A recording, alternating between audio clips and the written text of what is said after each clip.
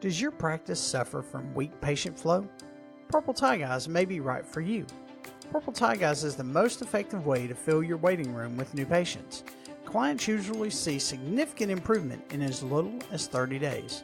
Since I began working with Purple Tie Guys, my stream of new patients has never been stronger, and my waiting room is packed. Side effects may include swelling of the waiting room, increased happiness, and a better bottom line. Serious, less common side effects include sports cars and Swiss bank accounts. If you experience patient flow that lasts more than 8 hours, hire additional staff and tell your marketing advisor immediately. Increase your patient flow with Purple Tie Guys. No contracts, just results. If it makes you money or brings us happiness, you'll find it right here. This is The Purple Tie Show.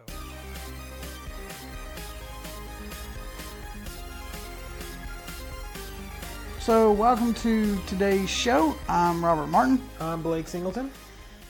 And today's show is going to be fun. Yeah, well, hopefully they're all fun. For me, hopefully you find enjoyment out of all of our podcasts. But this is fun for me. Yes. Now, for you, you're just like, I don't really, but I enjoy this. So, being the marketing advisor for many companies, I'm part of many Facebook groups and Reddit forums and just all kinds of Reddit threads and all kinds of other like places that marketers subreddits that I could not remember the name. I couldn't either. I went brain dead. But you're all about going into these groups and helping the I other provide marketers. value. I do. Like they're like, hey, I got a problem with Facebook. It's doing this stupid thing and I can't figure it out. Well, this is why it's doing it and here's how to fix it. And so I try to be helpful. And then you have questions that just kind of make you scratch your head and go, do what? So today's episode is all about those questions in those specific places that make you just question marketers as a whole. Life in general. So, here's choices that people have made to get them where they are. So here's the thing. Everyone's got to start somewhere. That's first thing I'm going to say, starting this podcast out. Everybody's got to start somewhere. I've been doing this for nearly 30 years. When I started, I didn't know nothing either. But the internet and Facebook particularly has made it super duper easy to not have common sense. Yes. And so you ask questions that you should have probably kept to yourself. So and maybe ask in private. Let me ask you this before we get started. I know that you have done you're in a couple of groups that you have to pay to be a part of. Correct. Are any of these questions from those groups? No. They are all from the free marketing groups. Okay. That I am part of. Because to get into the paid ones, you have to go through courses and you have to know. You have to have some experience with that's why I charge, $250 an hour for, consulting calls to other marketers. Because I need to know that you're invested and you really, truly want to learn, or I'm wasting my time. And if I'm going to waste my time, I'm going to at least make some money while I'm doing it. That's... Yeah. So with that being said, the first... Let's get into these really interesting questions. The first one. Now, I won't read who they're from and all that stuff. I will... Hey, I want you to read it exactly as it is. Misspellings, poor grammar, no punctuation at all. Oh, because God. I am 100% sure that this is going to be like reading from a first grader on some of these. So the first one was in a marketing group, and I won't say the exact name of the group. We're not going to say the names of groups, the names of people. No, nothing. We're just going to ask the question. We're going to ask these questions. So I'm going to ask you, Okay. So let's say I start making the ads. So God. Here's the question. Start over. I wasn't listening. Here's the question. So let's say I start making the ads for other companies. How do I know they will pay me? Well, now hang on. Now, are you going to tell the company, hey, I'm going to run ads for you? Or are you just going to like break in at night and be like, hey, I'm going to run a Facebook ad? I've got a vision of this, of some person just sending out a random invoice. Like, here's a $6,000 invoice. I've been running ads for your company. I've been running ads for your company for the last 3 months. Nobody's paid my invoice. Well, we didn't hire you. We didn't hire you, right. So I guess the answer to the obvious question would be contracts. Well, everybody or wants agreements. Well, now here's the thing: everybody wants to jump on contracts, and I personally hate contracts. That's why our motto is no contracts, just results. Right, but a lot of people need that contract for that security. Right. So I would say maybe a now what we do have is we have a service agreement that lays out the scope of work and how much it's going to cost, and these are the results you should expect, and this isn't a contract, you can cancel at any time, and there's a thing, but it's on paper. It's this much money, this is what you're going to get, and these are the results we expect. Right. If you're not happy with what we're doing, you can cancel at any time. That's it. I also kind of get the feeling that this person is very, very, very new. And most of these people are very, very, very new. Right, but this seems like a really super amateurish sort of question, because if you're asking this question, you don't know that you can do the job, right? True. They're asking if they hire me. How do I make sure they're going to pay me? And I don't do a good job. How do I ensure that I'm still going to get my money? How do I know that I'm still going to get money, right? So here's the thing, though. If you're an employee for a business, you go to work in some businesses, fast food restaurants and stuff like that, they not only hold your first week of pay, but you only get paid every 2 weeks or something. So not only have they, how do you ensure you're going to get paid at the end of the week? Yeah. How do you know your next payday is not your last payday? Right. I mean, it's just a question that really frustrates me. And so here's a better way. Here's the way I would have worded it. And granted, it's not, I didn't do it, but I'm starting my business and I'm going to have customers that I'm running ads for. How do I collect payment? Is it a credit card? Is it a check? How do I ensure that, do I send them an invoice? I would ask obvious, those are step-by-step questions. Right. But I don't think that's what this person was asking. I think they were straight up asking, how do I get paid? Yeah, how do I know they will pay me? How do I know they're going to pay me? Well, here's the answer. You do a good job. Mm-hmm. You do what you said you were going to do. Mm-hmm. They're going to pay you. Yeah, and if you're producing great results and the client sees positive results from what you're doing, they're going to pay you. Matter of fact, they may give you a pay raise. Right. I mean, so to address that question, how do I know they will pay me? One, they should be fully aware that you are working for them. Yeah. You shouldn't stealthily start ads.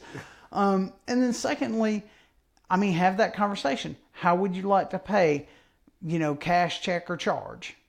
And you need to have or bank draft. We can do bank draft. You need, and you also need a way to process that. And it needs to be a professional way.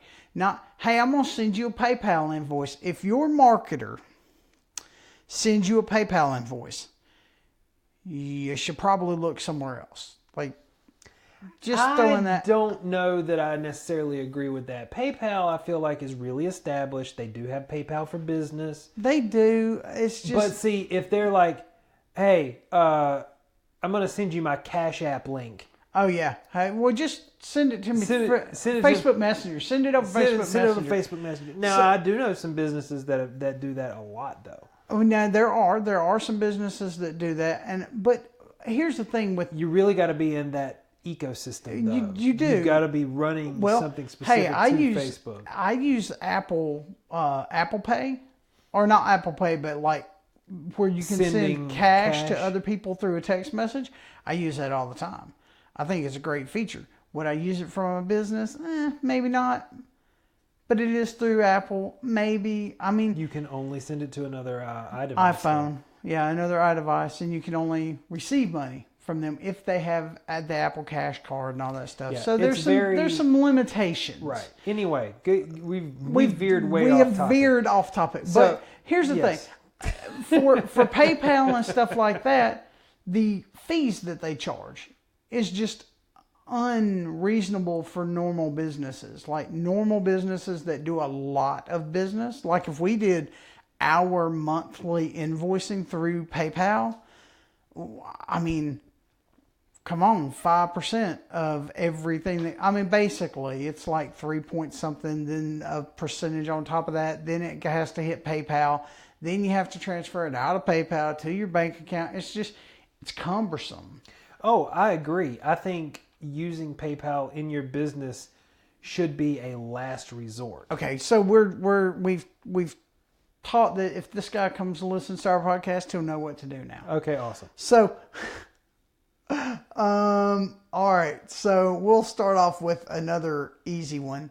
And this is, granted, this is a business owner's entrepreneur group. What's the best business type to start? Any ideas? That's a really open-ended question. Very first comment. Comment 1 of 2. Marketing agency. It's easy. $150 a month max to start and everything. I can't tell you how bad I hate that. Yeah. Like $150 doesn't even buy your business license. Legit. How many people actually, have a business license? Well, I mean, there's a lot. They're supposed to. They're supposed to, but I mean, I know so many people that's like, blah, blah, blah advertising and blah, blah, blah marketing and blah, blah, blah whatever. And they don't know the stuff. Like, and then when they're surprised whenever, tax time comes around and the accountant's like, oh, by the way. The stuff, what are you referring to?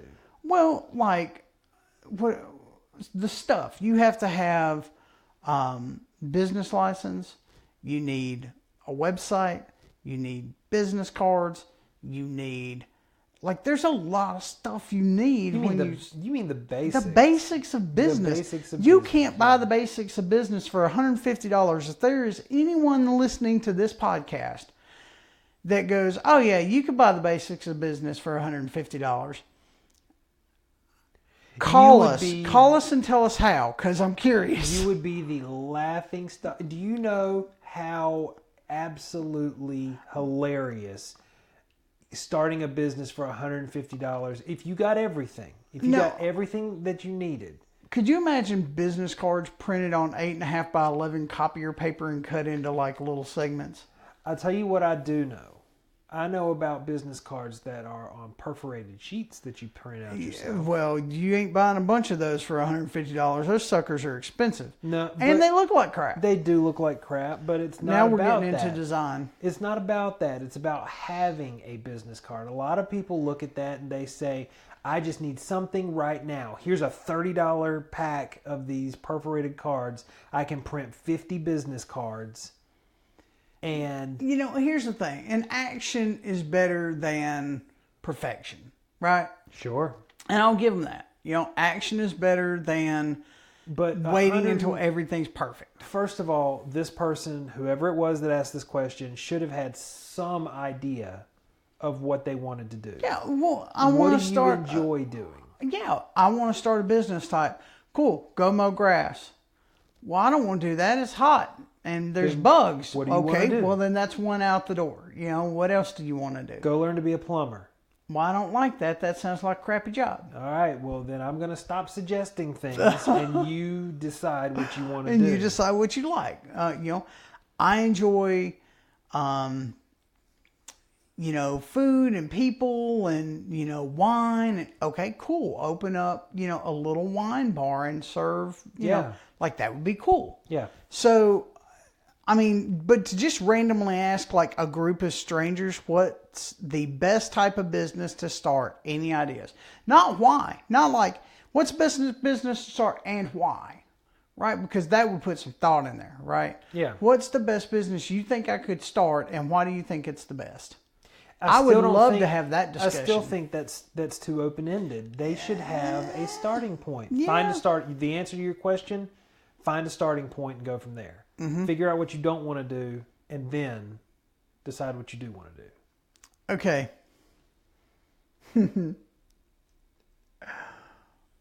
This hurts my heart. Okay. And this is in a social media managing group. Mm-hmm. So this is people that manage other people's social media pages. Are we talking about answering questions and posting stupid cat videos? Yeah, like social media management, SMM. Mm-hmm. That's all the rage now. And I hate it. It drives me nuts. Okay. I'm a newbie SMM, social media manager. What's the best way to get likes on my business page so I look legit to prospective customers? So I have questions.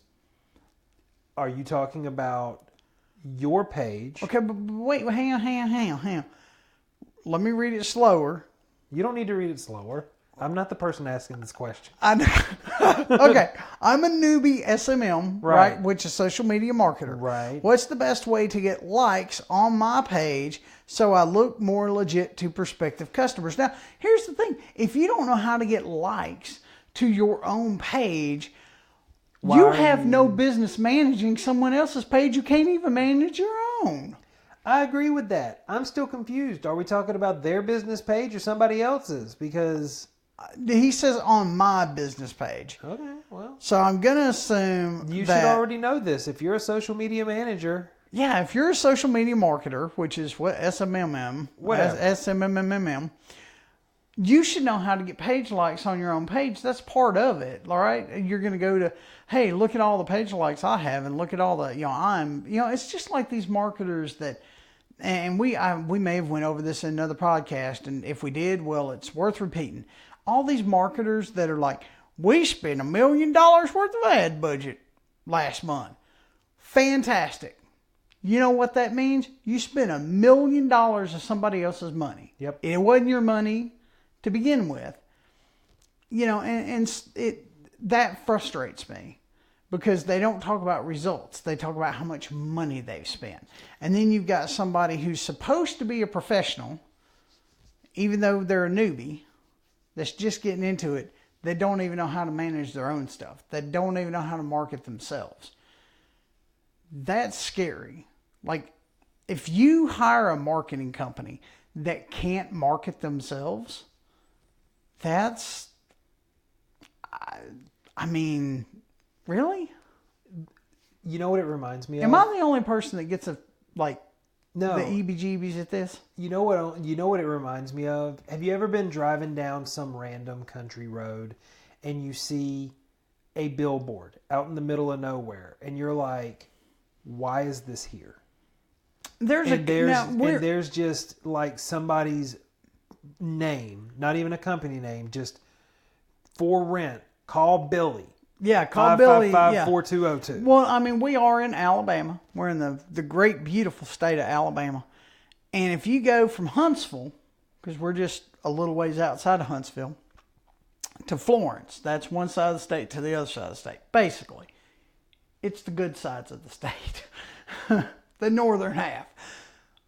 There's some country like desolate road, like 72. There's some places that there's no business or houses, but there's a random billboard.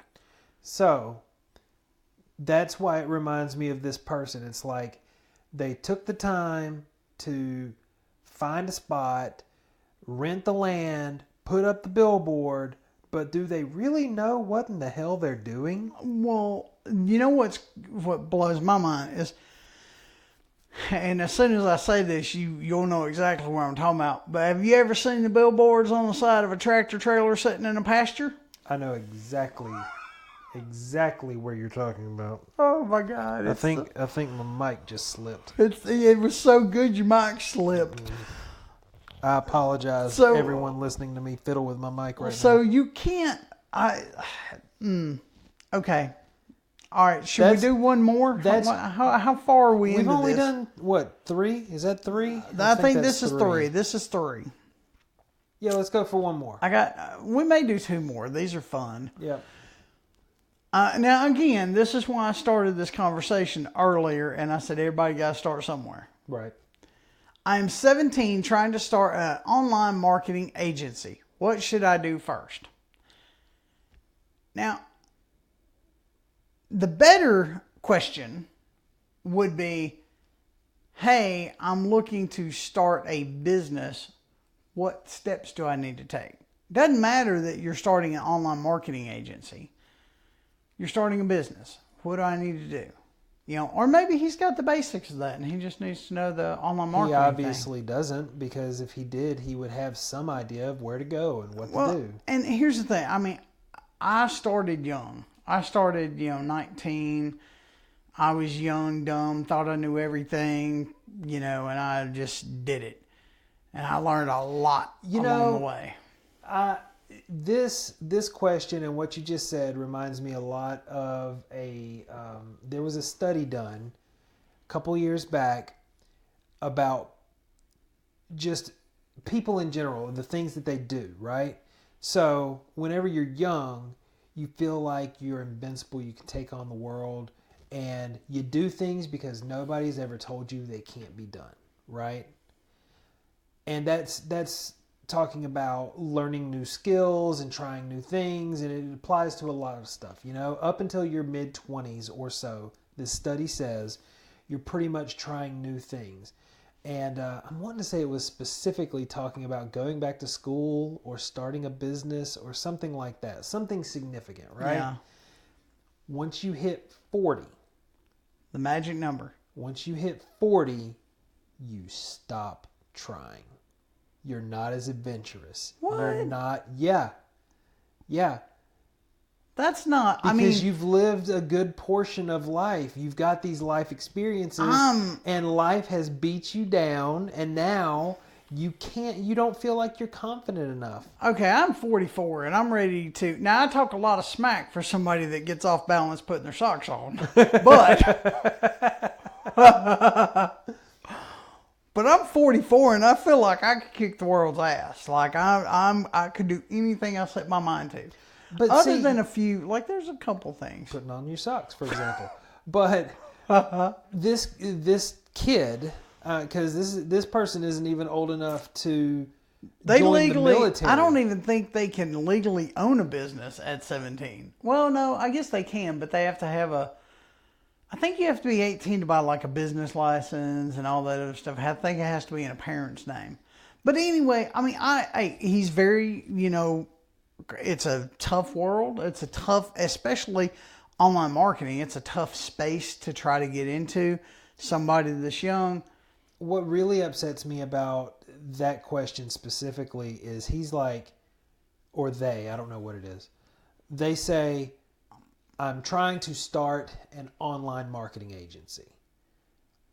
That is everyone thinks that starting an online marketing agency is the easiest thing in the world to do. Oh, and it's all I've got to do is run ads for businesses, and they'll pay me $3,000 a month. And it's the golden ticket.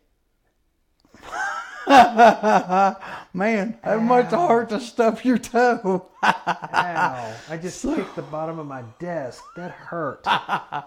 Like hell. Ow. Okay. So, Anyway, but this is akin to people who think, oh, I'll start a YouTube channel and record stupid stuff, and I'll become a YouTube influencer. Okay, so we'll talk about that. That's a whole nother, like, we'll do a whole nother podcast on that. This whole, man, I'm going to get on YouTube and I'm going to become famous and I'm going to get paid ad money and that's all I'm going to do is just make YouTube videos. I cannot wait to talk about YouTube ad revenue. Dude, okay, so there was a guy that I follow on YouTube that was like, here's 8 things you need to know about YouTube. Number 1, you won't go viral. Number 2, and like he just went through the whole list and it was like brutal. I was like, holy crap. And of course the comments were filled with hate and everything. And I don't remember if I was watching this YouTube with you or if I watched this on my own. But there was a kid going through his YouTube ad revenue, and he said, the first month I was able to run ads, I made 43 cents. 43 cents. A year later, and I'm getting like 10,000 views on videos. This one video, I got $500 for the month. The next month, I got $3,000. I think it was Reese the Entrepreneur that does he does all kinds of stuff, vending machines and like all. And he's like, I started my YouTube channel. I made 43 cents, and then this video, I made $500 the first month, and the next month it got a ton of views, and I made like $3,000 off of it. And then the next month it tanked, and I made $200 off of it. The issue with ad revenue, and this is kind of going into the YouTube thing, is it's inconsistent. Completely inconsistent. That's something, but I do commend his, hey, I want to do something. I'm young and I want to go, maybe college isn't for me. I want to do this. I commend him for that, but, just especially going into there's like 45 laughy faces at it and 126 comments. Yeah. And I will tell you that the comments are not nice. Well, they're usually not. They have literally ripped this kid apart. Yeah. So any encouragement that he could have gotten about starting his own business, right? I want to start a business. I'm young. I want to start a business. And I think I want to do, online marketing, running Facebook ads and stuff like that. How do I get started? Mm-hmm. That would have been a better way to ask that question, and maybe not in a group. Maybe find somebody you trust, build a relationship, ask that question. If there's one thing I've learned about the Facebook groups in general, Facebook groups specifically, but the internet as a whole in general, if it is open to the public, you are just opening yourself up for terrible, terrible comments. Yeah. Do you think we have time for one last question? I think we do. I do, and this is probably the question that wins the dumb questions of the day. Okay. Wait, maybe that's not the one. I think I recognize that one. Okay. So it's a bunch of balloons and big text and everything, and it says, I just closed my first ever paid client. Does anyone have a template for a contract that doesn't collect credit card info? Now, we use PandaDocs. That's not the one I thought you were going to read. Was it the one that says I need LinkedIn reviews? Nope. Let's go ahead and go with that one. You've already read it now. Okay, fine. We'll go with this one. We'll say I got so many of these. You They're do. Great. We'll do a part 2 of this at some point in the future. So we use PandaDocs. And PandaDocs, you can put a field in for payment, and it integrates with our Stripe account, which is the credit card processor. But you don't have to put, hey, give me your credit card info. And this kid's like, hey, I say kid, I don't know. You're skipping over a big old part of this. Should he or she, should they not have some kind of process in place? I realize that it's their first ever paid client, but they should have been preparing for this. Right? Well, I mean, here's the thing. Even if they're not paid, right? So let's go back to, we never did anything that wasn't paid. Right. But so when we started, oh man, the curious student. oh my God. There is a technique called the curious student where you do your first couple and you don't get paid for it. And that is the worst advice I have ever heard anyone give. Well, so I started nearly 30 years ago in the computer industry, fixing break-fix computer type stuff. And here's the thing, I didn't know anything about that, but it doesn't take a rocket scientist to figure it out, right? If you got Google and you can Google pretty good, you can figure it out. Matter of fact, if you can Google well enough, you can figure most things out. I wouldn't try like surgery or anything, but like auto mechanics. Well, the surgeons do. So I'm not talking about that. But I look, posted a thing about YouTube. Y'all go check out our his page. LinkedIn. Yeah. But here's the thing. You started 30 years ago fixing computers. Mm-hmm. You had enough common sense to go to Staples or Office Depot or whatever office supply store you had back then and buy a triplicate receipt book. Yep. And that's the way I started. Triplicate receipt book, triplicate proposal book. I had one for everything. Receipt book, sales book, and proposal book. It was invoice book, proposal book, and like whatever something it was. else. You had a means to write down what you needed to charge for. But here's the thing, the internet has raised a bunch of lazy people that don't have common sense. Is not a flower that grows in everyone's garden anymore. Like in my day and age, it was common sense that if you stood in the middle of the road, you may get run over.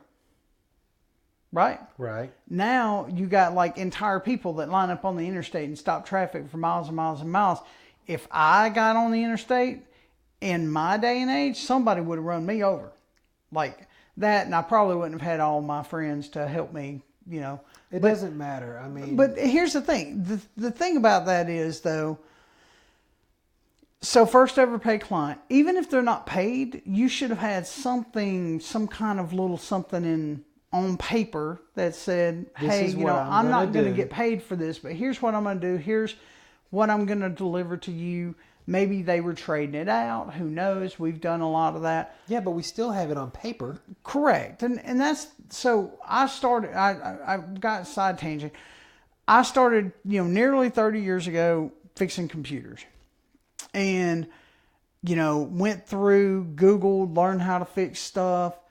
The economy tanked in 2007 and had to completely rebuild the business. Had to figure out how to market with no money, hence the internet.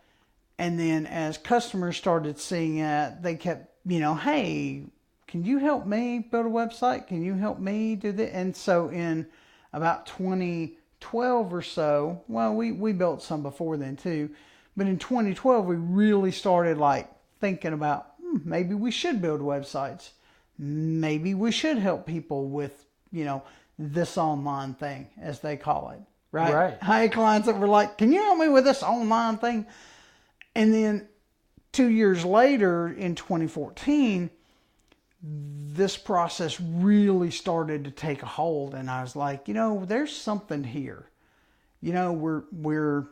We've done this, and I like to think we're better than anybody else out there. I'm sure others would, have something else to say.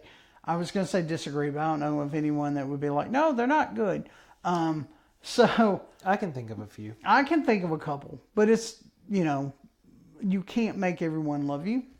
Yeah, if everyone loves you, you're not doing it right. Yeah. Well, here's the thing.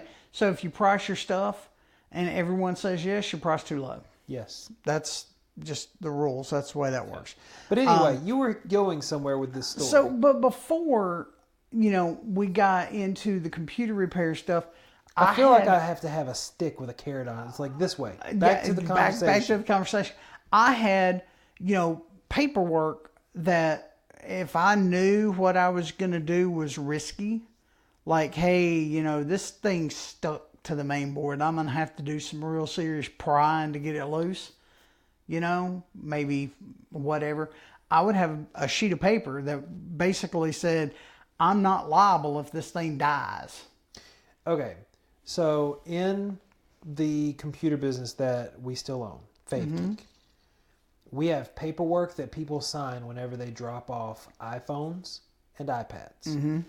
And they are specific to those devices because the repairs are Super tedious. It's not even tedious. It's just once you take the screen off of anything, especially when it's glued down and screwed down, and you don't know what's going to happen. There has been so many times where, I say so many, I think it's happened about 4 times in the past 8 years. Yeah. But you would take the screen up and the main board had a crack in it.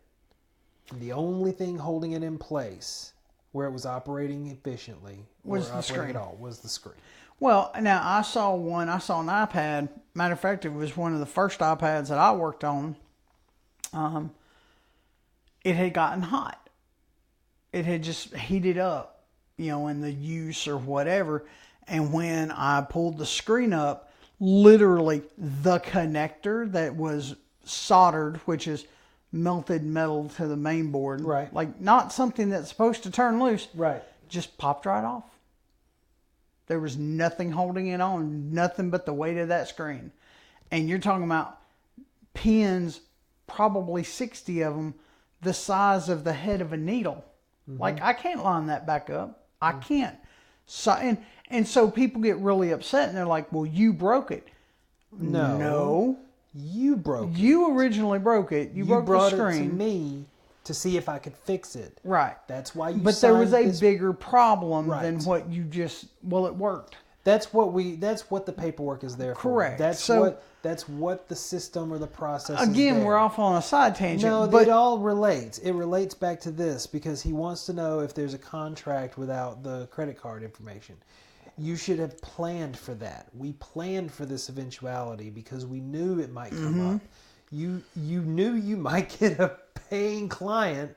You should have planned for that. Well, here's the thing. And now, in the beginning, I will say this. In the beginning, we didn't have paperwork. And then one of them, pull the screen up and, the whole thing blows up. The batteries, when you're taking the batteries out of the phones, if you don't take it out just right, literally the battery can blow up and catch on fire. Like, it's bad. And we had an incident and ended up buying a new phone for someone and shouldn't have because it wasn't, it was an issue with the phone, and that's what prompted the paperwork. Same thing with this, first ever paid client, he knows he needs a contract. Well, dude, if you Google contract or internet marketing contract or marketing contract in Google, there's tons of stuff. You know what's crazy? I know for a fact I have seen a website that generates contracts. LegalZoom does it. But I mean for free, not even like paid. You just put in the name of your business. You put in the type of business that you're doing. In this case, it would be internet marketing. You put in the name of the client. You put in hours and dollar amounts, and it just pumps out a PDF for you. Well, now I assume that this is internet marketing because of the group that it was posted in. But it could be the first ever pay client for a number of things. But whatever it is, if you need a contract for it, just Google it. Spend 5 seconds Googling it. I think that's my major issue with all these, like go to Facebook, ask a question and wait for people to bombard you with, 150 comments of being hateful. There is, since I have to do a whole lot of technical stuff, I am part of another community called Stack Exchange. And I don't know anything about that. It's a group of websites that are basically, you ask a question and experts in, or enthusiasts in whatever you're asking answer it, right? If you ask a question that is obviously something that you should be able to search online and find an answer, they will flag it as what is the term? It's basically just you're being lazy. I don't remember the exact term, but they'll flag it and they'll archive it before anybody can even answer. Wow. Well, how many times have we had employees in the past that we've looked at and been like, did you Google it? Oh, Yeah, all of them. All of them. All of them. Well, I don't want to throw any particular people under the bus. No, but I mean... but literally every employee I've ever had, it's like, did you Google it? Well, yeah, I did. Are you sure? Are you sure you Googled it? Yeah, I'm sure. And you take the problem, you type it into Google, Exactly and it's literally like they the first, exactly like they asked, and literally it is the first result. I had one that was the first result, but it was about halfway down in the forum that was like, hey, I fixed it, and like had the way they fixed it. Didn't scroll down far enough to get to the answer. Because it wasn't the very top thing that showed up. And the very first thing that showed up. Yep. So, Google it. Google it. And then I'm not even going to. This will be our first question for the next episode of this, which won't be soon. We've vented a little bit, but this is why you should be careful when you start spending your marketing money. Maybe do a little research on the company. Don't ever get into a contract with somebody that you aren't comfortable with, or you don't know if they, you kind of got a feeling that they don't know what they're doing. Always ask for previous clients. Or references. Always. So here's the first question of the next episode. Teaser for episode whatever. Because because if I get into this, we're going to be on this for like 3 hours. So now this is a marketing person. How do I make the first contact, and where do you prefer meeting? There's just so much to unpack there. Yeah, that's why I said that will be the next episode of the Purple Tie Guys, where we talk about... I have a headache. Just saying hello.